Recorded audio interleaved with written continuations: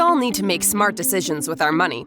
The Long-Term Investor podcast shows you how by distilling complex financial matters into easily digestible lessons. And now, here's your host, Chief Investment Officer at PlanCorp and the author of Making Money Simple, Peter Lazaroff. Welcome to the Long-Term Investor, proud member of the Retirement Podcast Network. This week, I'm going to share an interview I did with my friend Justin Peters on his show, The Struggle is Real. I've gotten a lot of feedback from listeners, from viewers, that you enjoy when I share these interviews I do on other podcast platforms. And in this conversation, I think you'll really enjoy how we try to take the very complicated world of personal finance and simplify it wherever possible. As always, you can find links in the show notes at thelongterminvestor.com. And while you're there, be sure to sign up for my newsletter, because when you hit reply on that newsletter, each and every time it comes to my inbox directly, and each and every time I respond to messages that I receive. And now, here is my conversation with Justin Peters on his podcast, The Struggle is Real. Peter, excited to have you on the show. This is an interview that I've been looking forward to for quite a while. And I'm not going to say that we're going to cover the basics. I wouldn't really call it the basics, but I do want to call it simple. I want to talk about some of the simple yet impactful, needle-moving items whenever it comes to personal finance. And we were talking about this before recording, but there's something called Pareto's Principle, which essentially just says 80% of your results come from 20% of your actions. I want to focus on those 20% of actions, kind of the things that 20-somethings can do right now that almost feel bulletproof, or at least bulletproofing their finances for the future. Let's open it up with simplified investing. And I wasn't quite sure what your take was going to be on investing as a chief investment officer. But then I downloaded your guide at howpeterinvest.com, and I was really surprised to find that you invest in one fund. So tell me a little bit about why or what led you to make that decision, because I know that wasn't always the case for you. It's something that I'm proud of, the degree of simplification within my own portfolio. It's a little bit like a chef eating their own cooking. And so I oversee roughly $7 billion as of this recording for clients all across the country. And there is a lot of work that goes into developing an investment philosophy, one, and then building a portfolio around that philosophy, two. And without getting into like the nitty gritty of philosophy, I mean, it's keep costs low, it's be really diversified, it's don't try to predict the future, it's being mindful of taxes, stuff like that. And ultimately, what we do for clients, we could do in one fund, just like I do for myself, but people need this illusion of complexity. The stock market, the bond market, finances seem like a place of complexity. It's hard to sometimes wrap your head around the idea of the simplistic answer solving the complex problem. And so for me, there's a couple things. I had been an index investor in my 401k from when I graduated college in 2007, all up until when I joined PlanCorp in 2015. And by index investing, basically all I did was own the entire market. If people listening aren't familiar with index funds, it's the lowest cost, cheapest, most tax efficient way to get access to the total market.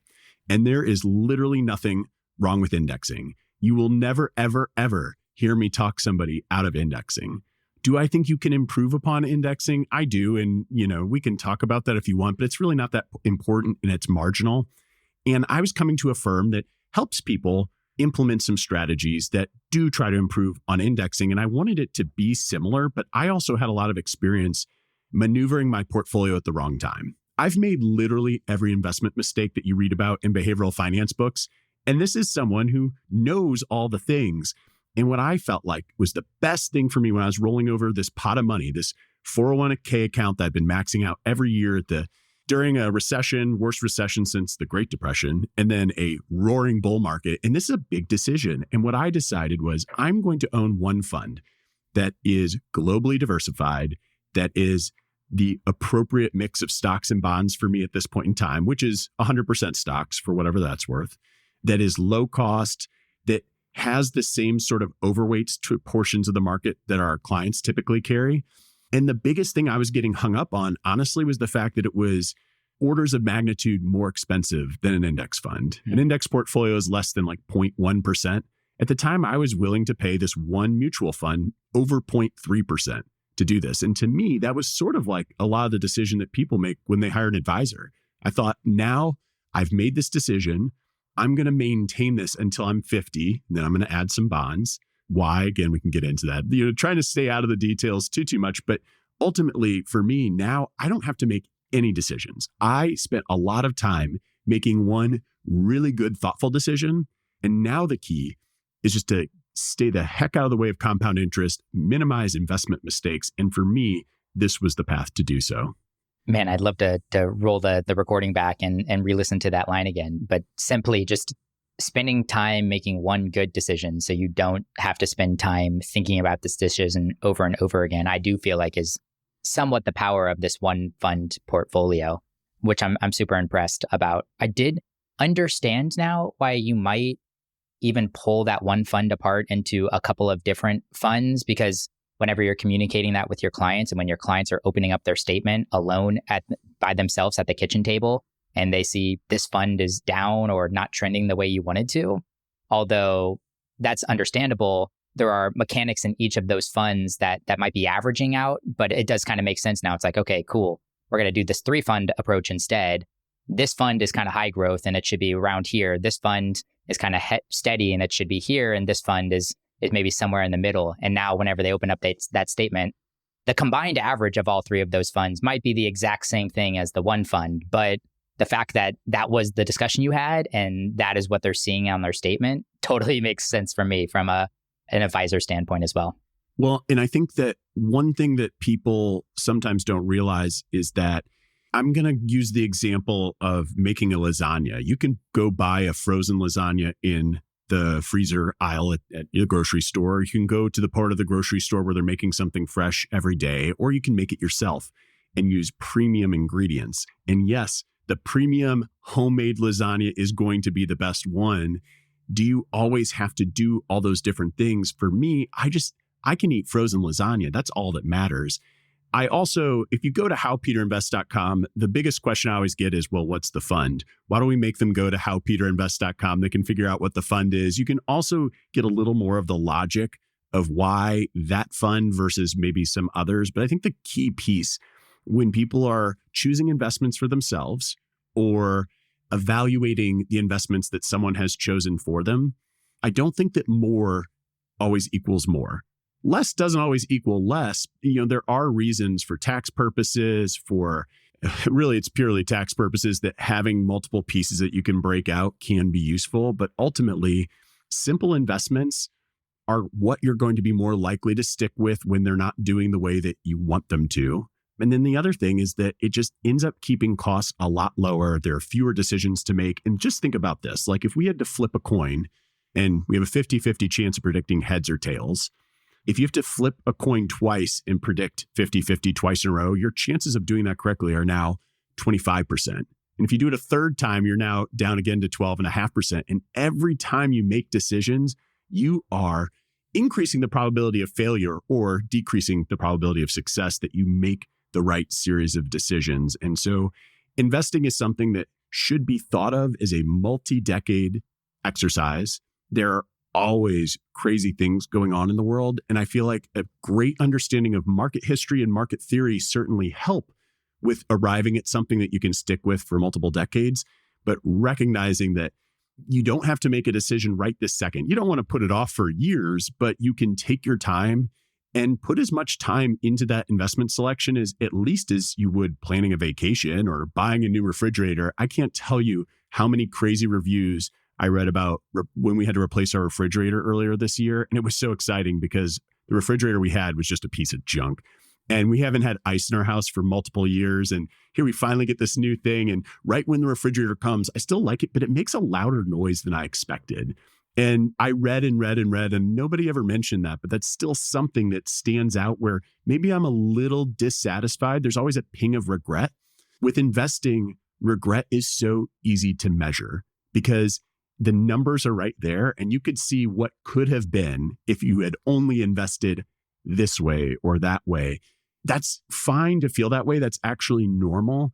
You're trying to make decisions that will minimize regret. And then when you do feel that regret, trying to be honest with yourself of what did I actually know at the time of the decision, truly? And those are when you talk about managing $7 billion as opposed to just one personal portfolio, those are the conversations that really come into play and probably end up generating some more complexities than you might find with my one fund portfolio. Speaking of slow decision-making process, how painful was that to finally sell your Nike stock? And, setting aside performance and kind of where it was headed or where you thought it was headed, the emotional impact of that decision, how did that play out? Yeah, well, to take a few steps back, the Nike stock was a gift from my grandmother on my 12th birthday. And it's what I usually assign as the moment in which I started building an education that turned into an interest that then turned honestly into an obsession with stocks, just broadly speaking. And Nike did absurdly well from the point in time it was gifted to me up until the point in time where I actually donated the final set of shares. And I started out my career as more of an individual stock analyst. And I feel like I did a pretty good job. As I kept learning, I kept starting to think, well, maybe I'm doing a good job because I'm getting lucky. Maybe there's some skill involved, but ultimately, individual stocks, the probabilities in which any given stock is going to experience a catastrophic loss is enormous. There's actually a study that JP Morgan put out. I'm happy to share a link with you for the show notes. They look at all of the Russell 3000 companies since 1980. Roughly 40% of all stocks have suffered a permanent 70% decline from their peak value. Other things that you see is like 2/3 of all stocks underperform the Russell 3000 over their lifetime.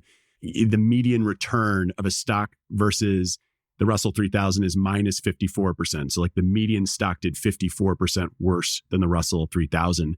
These are stats that I didn't have when I started to think maybe this is luck. It was more like me learning about theory and learning about who you're really competing with when you trade. And I did have an emotional attachment to a number of the individual stocks I owned, Nike being the biggest. And I know when I went to PlanCorp, I decided I am not going to own any more individual stocks because, again, I know I feel emotional about it. And mostly I had been gifting them away to charity. That way, the capital gains I had realized over the years don't actually get taxed. I just get to write off as a tax deduction for the charity. Keep the individual stock, they probably will sell it. They won't keep it, most likely. Most charities get it, sell it, take the cash, fund their programs. It was tough, though. I had already moved on mentally. The harder part actually was 2020 is the first time that I felt like I really wanted to buy a couple individual stocks because during the pandemic, really interesting opportunities come from crisis. The US markets were down more than 30% in a month, and there were a couple companies that were being priced like they were going out of business. That was the hardest time, honestly, to stick with the I'm not doing individual stocks piece. And that has been why writing down what my investment plan is so important. Yes, it's public, but even when you work with a financial advisor, you write down a plan and you try not to deviate from that plan. And no financial plan should require that an investment goes absolutely bonkers for your life to work out. Mm-hmm. And so I think in general, the last slug of Nike selling was tough. It's an attachment to my grandparents. It's an attachment to a sense of education. And I see that with people who get equity compensation at their companies. They have an attachment to the company, or stocks that they inherited from a grandparent or a parent, or similar to me, have just held forever. That emotional attachment is real. There are plenty of behavioral finance studies that show, they call it the endowment effect, that you assign a greater value to something you already own than you would otherwise. And so, for example, even when I was donating that last bit of Nike, I asked myself, if I had cash today, would I go buy Nike stock? And the answer is no. I'd already decided that the probabilities of any given stock doing better than owning a very broadly diversified, low-cost portfolio, the odds of an individual stock doing better are just not really realistic to be anchoring your wealth to. I got to be clear though, Justin, a lot of people who like individual stocks, like we work with clients who carve out a small piece and they use it to express themselves. They like it as a hobby. I have no problem with that. And honestly, if you know that about yourself, it's almost better to do it that way, where you have, say, less than 5% of your money in a portfolio where you're trading. Yes, you may be a long-term investor, but ultimately you're trading and you're making bets. And then the other portion of your wealth is left uninterrupted. Because the key to because the key to investment success is really just minimizing mistakes and trying not to interrupt compound interest. And individual stocks introduce too many opportunities for that. Plus, the probabilities just are working against you. Yeah, and I see it as fine as well. If that keeps you excited about investing and it's a portion, it doesn't have to be a small portion, but at least a predetermined portion of your portfolio. If you're saving and investing money into, long-term investments, like even if you're doing some trading with that, you're probably ahead of most people in all honesty. Like if it's even 50% of your portfolio and the other 50% is from a very diversified, low-cost strategy, got to guess that you're still probably ahead of 90% of people that are out there. Yeah, I'm with you. You learn a lot from the individual stock investing. There's like a thought experiment that says like, how much are you willing to pay to learn that you're not good at stock trading? And the answer is different for everybody. It's however much you lost relative to the overall market before you made that choice. And it's true to some extent, and hopefully you get lucky. And again, I'm not trying to shame people from doing it. I think if you are interested in it, you need the right framework for thinking about why you're doing it. Then it's a totally different thing. If it's about growing your wealth at a rate greater than inflation without taking undue risk, no, it's not going to fall in that bucket. That's what investing is all about. And if you hit a home run, yes, that would be great. How would that change your life when you're putting small amounts of money in? The only way for it to change your life is to put an irresponsible amount of money in. And, that's just a recipe for disaster. I know you said you didn't want to get into the details, but I'm curious, what led you to making the decision whenever you hit 50 years old, you're going to add, I believe it's 30% bonds to your portfolio? It was just random. I think in general, there's real risks in the few years leading up to retirement, especially the first few years of retirement when you're drawing on your portfolio, that if the market is down that first year or two that you're in retirement, you're permanently impairing the growth potential of your portfolio. And so trying to reduce some of the volatility there makes some sense. On the other hand, I don't have any taxable investments other than the business that I partially own with my partners, which is Plan Corp. And in that investment that I talk about in the ebook that we're referencing at howpeterinvests.com, that investment dwarfs my retirement portfolio right now. Mm-hmm. And so it could be that I get to 50 and say, I actually don't really need bonds. Your mix of stocks and bonds is really dependent on your ability to tolerate risk and your willingness to tolerate risk. And ability is pretty objective. It's stuff like time horizon, liquidity needs.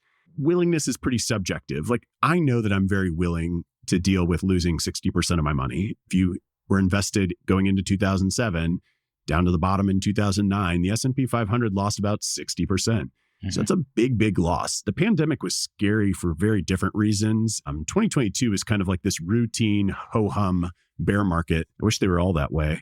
But ultimately, for me, I feel like I should probably take some of the volatility out.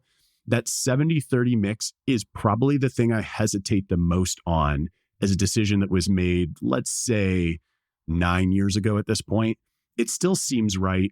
And I think my fear is if I don't stick to it, there needs to be a really good reason why. It's fine to change your mind over time, but you want to try to change your mind using facts, not feelings. And so I think right now I am feeling like I might want to change the plan, but as it gets closer and some of the facts about my situation are clear, perhaps that'll change.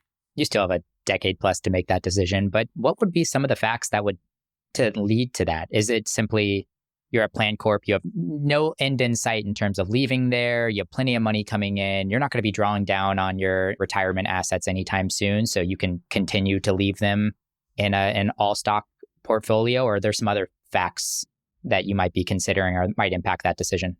Yeah, it's a really interesting question. I think the biggest one would be what I project my liquidity needs to be relative to the size of the portfolio. And not necessarily at age 50, but at age whatever it is when I retire. Mm-hmm. I used to think I for sure was working till my 70s. I think that might still be true, but I'm not as gung-ho about it as I was a decade ago. I would say that if it feels like I have more than enough money to support my needs given a big market downturn, then I might as well just stay more aggressive. It's not that different than when we have people hit their 70th or 80th birthday and they're in a moderate sort of portfolio for a retiree where we say, hey, a lot of this money is actually for your kids. And so the portfolio should reflect their time horizon. Mm. And so I feel like when you're 80 is when you arguably, if you have plenty of money, you should go back to being 100% stocks. You don't need the money anymore. You might as well have it match the horizon of who is using it. So I think those are some of the things that would go through my mind in about a decade. I turned 40 in December. And so, I'll have a decade to sort this out. The other thing, and it's in the ebook that we reference, is I think it's in there, is that if we're in the middle of a recession, I'm not going to add bonds. Like I'm not going to sell my stocks while we're in a bear market. That's, the opposite of what you want to do. There's really no hurry, but I do feel like 100% stocks is something that I have never, ever, ever recommended to anybody. Only you yourself can know that you can stick with it. And people I know really, really closely, there's maybe less than a handful of people that I feel like I know well enough to say they could or couldn't handle it. For me, it's just there's so much familiarity with the market. I don't even look at my portfolio, honestly. I look at the value just to fill out a net worth statement once or twice a year. Beyond that, when the market is down a lot, I'm just really busy. I'm talking to clients, I'm doing podcasts and TV and articles, and maybe as I get older and I'm less busy, if that's a thing, I will have more time to look at my portfolio. And that is the challenge, I think. So obviously our audience is not retirees that we're talking to today, but I'll tell those of you in the audience, I work with a lot of retirees who don't have as much to do. And as a result, they focus way too much on their portfolio. When you're in your 20s and 30s, you are grinding, you are trying to earn more. And you just got to make sure that you get your savings on the right track and set up, and your investments set up in a place so that you don't have to worry about it. And if there's a big downturn, you'll be too busy with kids or career or something else to even notice. And that's great. There's been all sorts of studies. I think the most famous one, or at least the initial one, was from Fidelity, that looked at all of their accounts history and found that the best performing ones are the accounts that were either forgotten about or the person named was dead. And so that just goes to show you, if you leave it alone, financial theory tends to work pretty well in the long run. The challenge is that the long run in the moment feels like an eternity. And so it's trying to kind of connect those dots between today and the future, and all stuff that comes up regularly. But kind of going back to where the conversation started, the more you simplify it, the less you have to keep track of. And the more you can say, I know I made a good choice. I can just stay the course and let things play out as they're going to. Let's change course, actually, and kind of move off of investing and maybe chat about a few other money topics that I want to explore simplicity versus difficulty with. And one thing that comes up often for me is budgeting. It's either somebody really loves budgeting, they track every single dollar.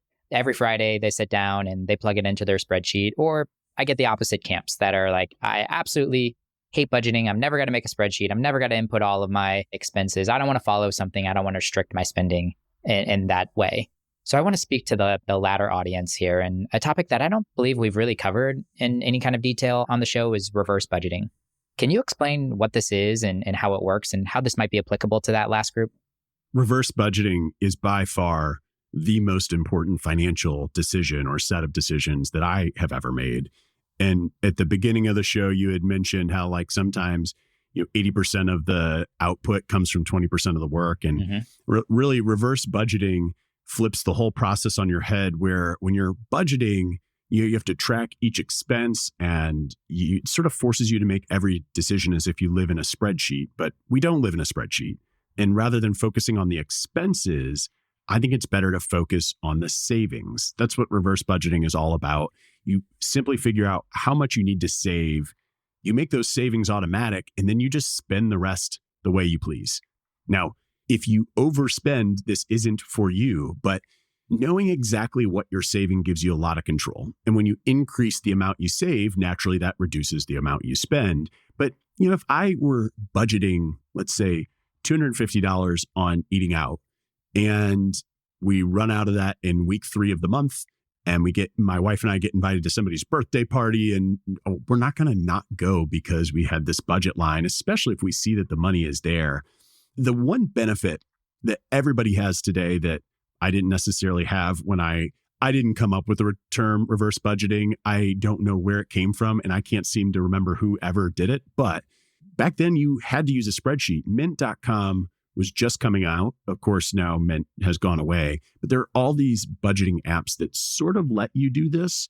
When you're reverse budgeting, though, basically the way I like to think about it is if you write down all your financial goals for the next 5 years. So let's say in the next 5 years, I want to max out my 401k. I want to pay down an auto loan. I want to go on a vacation to Europe, and I want to increase the size of my emergency fund. And so maxing out your retirement account, that's a annual goal. You might think that's a long-term goal, but it's short-term. That's a 12-month goal. And you do that 5 different years. So you basically total up all the expenses, divide by 60, because there's 60 months in 5 years. And now you know what you need to save every month. And if you don't have that amount to save every month, okay, time to reorder the priorities. I'm a big believer that you have to prioritize retirement savings and some sort of cash reserve. Doesn't mean it's above anything and everything, but you have to do something towards those. In large part because compounding is so powerful, the best thing you can do for your retirement is to start early. And then generally speaking, the bigger your savings rate over time, the more mistakes you can make along the way. A good savings rate is going to eliminate all sorts of bad choices, but it also allows you opportunities in the future. For example, a lot of people will ask me, how do I save for having a kid? And the answer is you don't, because nobody knows what a kid costs. A kid costs whatever your income is. That's what your kid is going to cost. But here's the thing is if you were saving 25% of your income prior to having children, well, then maybe you're only going to save 15% of your income post-children. But you know what? You had money in there compounding earlier, and that 15% is still something. And oh, by the way, now you can afford this human life you brought into the world. That to me is a better framework than trying to create some sort of baby bucket of savings account. Similarly, a really common thing that comes up for people in their 30s is buying a second house. Not owning 2 houses at once, but like going to a bigger or newer or different city, different house, second house. And you're looking at mortgage payments and you're trying to figure out, can I really afford this? The most common thing, you get a bigger house, it costs a little bit more. You know if you can or can't because you have this reverse budget with the planned savings. And so, yes, you are maybe saving a little bit less. And in a perfect world, yes, you would earn more and more and more, and you would never save less. But ultimately, as your income grows, you may not actually save less dollars. It's just that the percentage of which you're saving is going to shrink. All a long-winded way of saying that the reverse budgeting piece, you don't have to judge yourself. You can. I judge myself all the time for my expenses. But in general, it reduces the amount of time you spend thinking on it, and it simplifies it. Again, it goes back to the simplification piece. My book, Making Money Simple, honestly was born out of the reverse budget. I felt like it isn't that difficult to have financial success. It's certainly not magic. It's more a matter of engineering. And the real challenge is that in life, relative to school, like in school, you learn the lesson, you take the test. In life with money, you get the test first and then you learn the money lesson. And so how can we set up some of this stuff to make it so that you are more likely to be successful and you can make mistakes along the way without it completely derailing your progress? Well said. Yeah. So just to recap and to make sure that I understand reverse budgeting right, give some foresight. Next 5 years, here's all my big goals. I want to invest $30,000 into my retirement accounts. I want to save $15,000 for my upcoming wedding, or maybe it's a down payment, whatever it may be. And I have $15,000 of student loans that I want to pay off. Add those all up, 60 grand, 60 months over the course of the 5 years, comes out to $1,000 a month. I'm bringing in $5,000 every single month. So I'm allocating 1,000 of that 5,000 to go towards these buckets. The remaining 4,000 is really now my budget, how much I can spend on both discretionary and indiscretionary spending throughout the month. Do I have that right? You nailed it. You could have come up with it yourself with that explanation. That's beautiful. I really like that. And I think it would make sense for a lot of people that don't necessarily want to break out spending into each of these line items. Like you gave that example, I had $250 a month for food and drink. And then I get this amazing invite to go and hang out with a friend for my birthday. And I look at my budget and I'm like, oh, shoot, I'm at $260. I got to say no. But then I'm looking over at shopping or clothes or whatever line item. And you're 0 out of 200 for the month. Like, I think it makes logical sense to be able to shift that money over, but some people can't process it that way or need to follow the rigidness of this budget versus the reverse budget kind of collapses all of your line items together in one. And you need to make sure you're taking care of the bills, the routine bills and everything. And there's still got to be this pot of money left for all of this discretionary spending up to you. And you should be allowed to spend it in different capacities depending on what that month is calling for. Yeah, I mean, all you have to pay attention to is that your checking account is roughly the same as your credit card balances. Make sure that your credit cards are paying every month. And it can be really easy. And I think in general, if there's an activity that will help you, that you have to make the choice to do it every day, there's a risk that you won't do it. And, to track your budget every day, you have to really do it every day. Even if you're using an app, you often have to categorize expenses every day. Now, I love logging into the budgeting apps. It's a way for me just to see what transactions happen. I feel like it'd be very hard to steal my credit card and get away with a lot of expenses without me noticing. And I'm sort of like the same kid who had a lot of cash jobs growing up as a waiter, as a car washer, as a junior high basketball referee, where there are cash jobs. I'd take my cash home and I'd stack it and count it in my bedroom.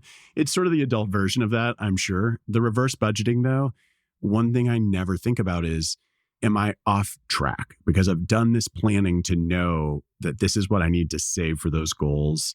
And it's totally within my control. And that feels really empowering to then free yourself up to think about other things. So as we're concluding this conversation, I want to end on one final thread. And Peter, I think I'm going to challenge you because this is something that I've been really challenged with lately as well. So there was an important lesson that you learned from a jukebox, and it might go hand in hand with spending and the budgeting that we were just talking about. But then I was also listening to you on a podcast. I believe it was What You Are Made Of podcast. And the host asked you, what's the biggest mistake that you've made with money? And your response back to that was not enjoying it enough. So kind of taking the jukebox story along with that response there, how do you really think through what's important whenever it comes to spending money and how you utilize your money? Such a great question. So the jukebox story is my first real distinct money memory. There's a place in St. Louis called Cafe Manhattan that we used to go to pretty regularly. Pizza place, classic St. Louis thin crust pizza. There's a jukebox there, and I remember wanting to play a song, and we were playing a game with coins on the table anyways, where while we're waiting for the pizza, which by the way, always takes forever, still takes forever. I mean, it is really good, but it's goodness gracious, it's slow. And so quarters are in front of me on the table. We are playing with them. And I say, Dad, can I have a quarter to go play a song on the jukebox? And he goes, well, is it worth your money? I was like, no. And then he goes, well, then it's not worth mine. I was like, oh, darn it. And we went to this place a lot where the next time we were there, still playing this coin hockey game on the table and thinking I've smartened up. I asked for a quarter for the jukebox. He says, is it worth your money? And I go, yeah. He goes, great, go spend your own. And I was like, oh, darn it. I got beat again. This is why us adults are always smarter than our children. And I never had a formal money education. And parents are sort of the first line of defense there. I think sometimes people point to the schools as who should be teaching about money. It's really the parents. And you just be honest with your kids and explain, mistakes and opportunities and how you think through things. And that's going to be what they pick up. Now, my parents, I guess, were frugal. They were cheap. I think frugal is a better word than cheap. They never spent something that they didn't have. I would say that I am definitely frugal and borderline cheap. As I have grown older, I would say that the purse strings have loosened. The dying with the biggest bank account possible isn't going to generate you that much on your deathbed. I have worked with enough people end of life, and I feel like the wealthiest of people have never said, oh, look at how much money my kids are going to inherit, or look at how big my bank account is. Usually they're like, I got to spend this money. I got to enjoy life. I think there's a really healthy balance. Actually, last night I was meeting with a young couple. One's a physician, one's a veterinarian. And they're talking about doing a kitchen renovation. And it was $50,000, and they're not quite doing their savings goal, but the income they're pretty high income couple. And it's sort of okay, so this kitchen remodel that's $50,000. If we took all that money, the husband goes, if we just invested that, wouldn't that be better? And I go, well, yeah. So if we invested $50,000 today and it grew over the next 30 years, yes, you would have more money. Would you have enough money to retire early? Probably not. Would it change what type of restaurants you go to? Probably not, for this couple, given their earnings profile and, what they've accumulated thus far. And yes, there's always a better math decision. When you spend money, it decreases your net worth. When you don't, it increases your net worth.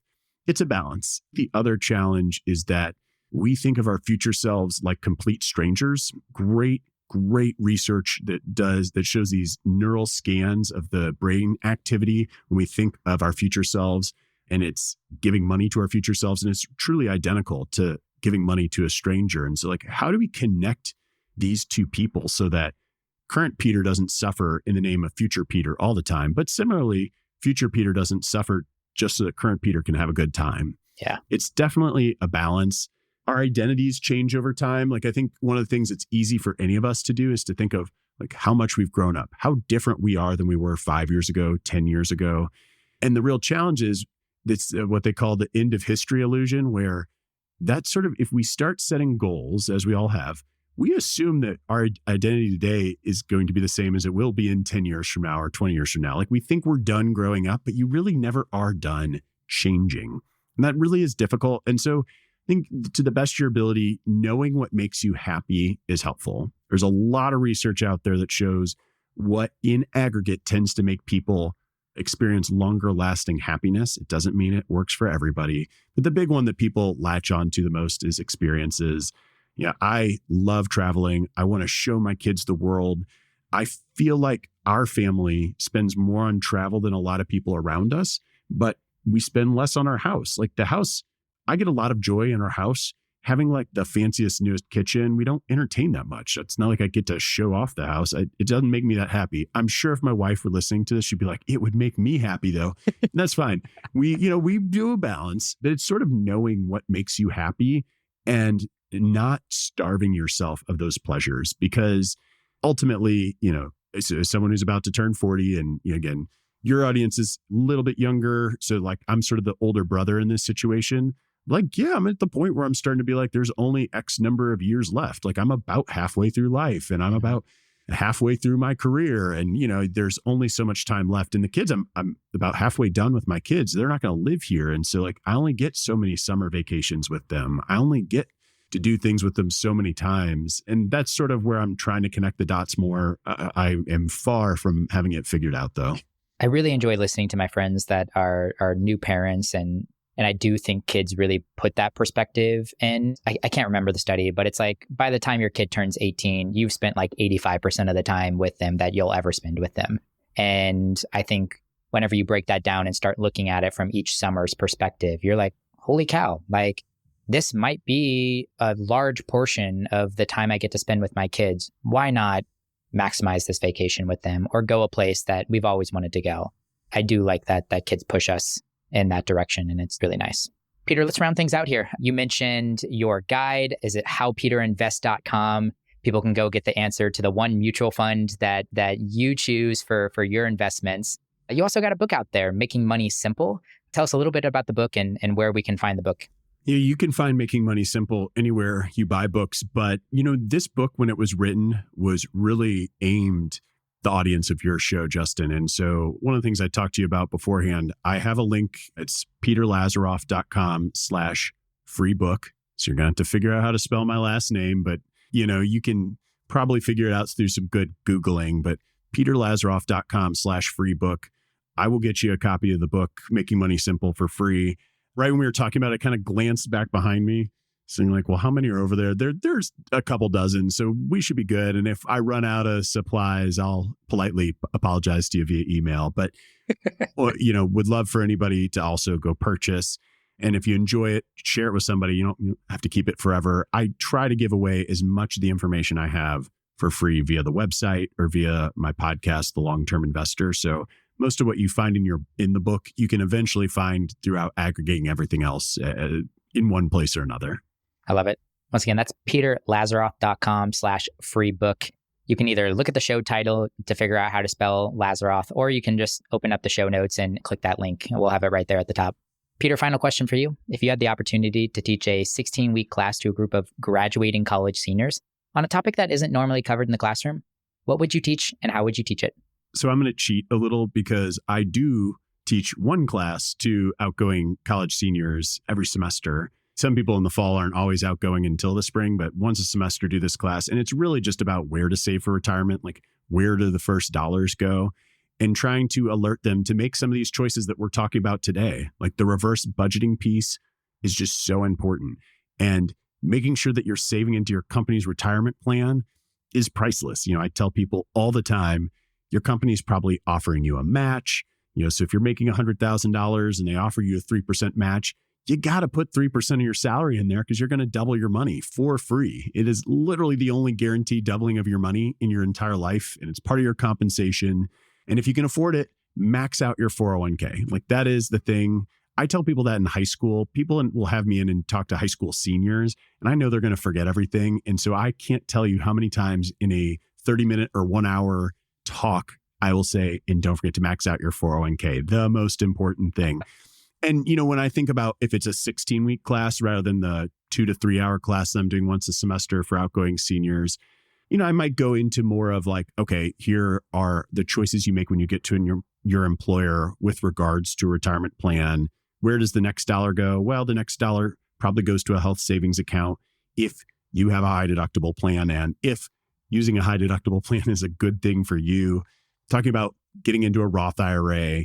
Before you're investing taxable dollars, a lot of the decision has to do with your debt. And that's probably a part of the 16-week course where it's figuring out like, where do the debt goals figure into this? A lot of people graduate with student debt. A lot of people have business loans, auto loans, mortgages, etc.